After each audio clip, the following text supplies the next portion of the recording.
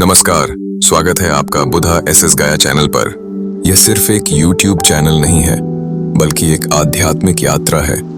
एक ऐसा स्थान जहां हम बुद्ध के विचारों, उनकी कहानियों और जीवन बदल देने वाले संदेशों को आपके साथ साझा करते हैं। हम सबकी जिंदगी में कभी ना कभी सवाल उठते हैं, सच्ची शांति कहाँ मिलेगी? सफलता का असली अर्थ क्या है?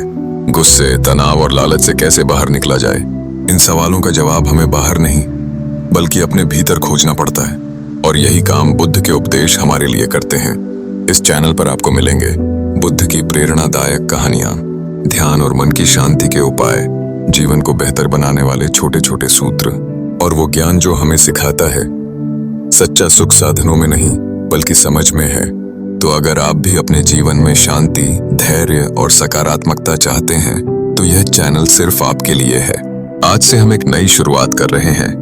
हमारी पहली कहानी है, सबसे बड़ी जीत कौन सी होती है? आइए बुद्ध की वाणी से इस प्रश्न का उत्तर खोजते हैं। पार्ट 2। बुद्ध की कहानी। बहुत समय पहले बुद्ध अपने शिष्यों के साथ एक गांव में ठहरे हुए थे। लोग दूर दूर से उनके प्रवचन सुनने आते थे। वह गांव शांति से भरा था, लेकिन कुछ लोग बुद्ध की प्रसिद्धि से असहज भी थे। एक दिन एक विद्वान व्यक्ति बुद्ध के पास आया। वह अहंकारी था, अपने ज्ञान पर गर्व करता था और चाहता था कि बुद्ध के सामने अपनी श्रेष्ठता साबित करे। उसने बुद्ध से पूछा, गुरुजी, लोग कहते हैं कि आप महान ज्ञानी हैं।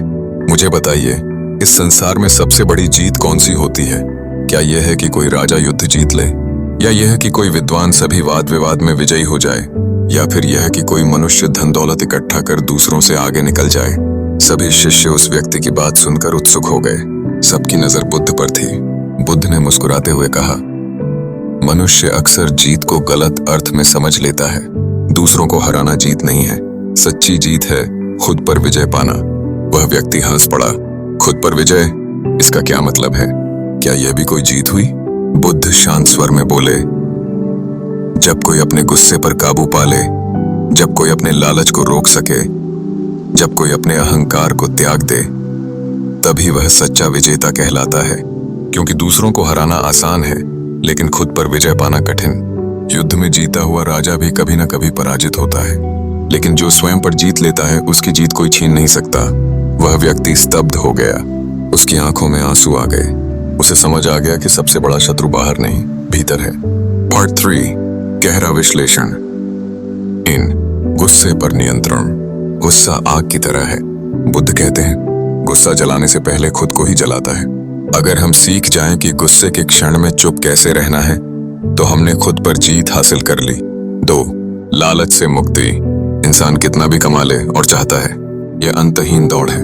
बुद्ध ने सिखाया, संतोष ही सबसे बड़ा धन है। जब हम संतोष करना सीखते हैं, तभी हम विजेता बनते हैं। 3. अहंकार पर विजय। मैं और मेरा ही दुख का कारण है। अहंकार हमें दूसरों से अलग करता है, लेकिन जब हम समझते हैं कि हम सब एक ही जीवन शक्ति का हिस्सा हैं, तब अहंकार टूटता है और शांति आती है। 4. आधुनिक जीवन में अनुप्रयोग। Job stress. अगर हम डेडलाइंस से भागने के बजाय काम होकर सोचें, तो खुद पर जीत पाएंगे। रिलेशनशिप्स। गुस्से में जवाब देने के बजाय चुप रहना ही असली जीत है। Social media comparison. दूसरों से बेहतर दिखने के बजाय खुद पर ध्यान देना। पार्ट 4। व्यावहारिक जीवन में प्रयोग। बुद्ध की यह शिक्षा केवल सुनने के लिए नहीं है, बल्कि जीने के लिए है। यहाँ 5 तरीके दिए जा रहे हैं जिनसे हम खुद पर विजय पा सकते हैं। 1. ध्यान, मेडिटेशन। रोज 10 मिनट का ध्यान मन को काबू में लाता है। 2. गुस्से का अभ्यास। जब गुस्सा आए, 10 सेकंड चुप रहो और गहरी सांस लो। 3. कृतज्ञता, ग्रैटिट्यूड। हर दिन 3 चीजें लिखो जिनके लिए तुम आभारी हो। 4. संतोष का अभ्यास। दूसरों से तुलना मत करो, जो है उसमें खुश रहना सीखो। 5. आत्मचिंतन। हर रात सोने से पहले सोचो, आज मैंने खुद पर कितनी जीत हासिल की। पार्ट 5। समापन। तो मित्रों, आज हमने जाना कि सबसे बड़ी जीत कोई बाहरी युद्ध नहीं है। यह न तो राजाओं की विजय है, न विद्वानों की, न धनवानों की। सबसे बड़ी जीत है खुद पर विजय। जब इंसान अपने गुस्से को शांत कर देता है, अपने लालच को रोक लेता है, अपने अहंकार को छोड़ देता है, तभी वह असली विजेता बनता है। याद रखिए, दूसरों को हराने से हम थोड़ी देर के लिए खुश हो सकते हैं, लेकिन खुद को हराने से हम हमेशा के लिए शांति पा सकते हैं। अगर ये कहानी आपको पसंद आई हो तो इस चैनल को सब्सक्राइब कीजिए ताकि हम साथ मिलकर बुद्ध के और अनमोल विचारों की यात्रा जारी रख सकें।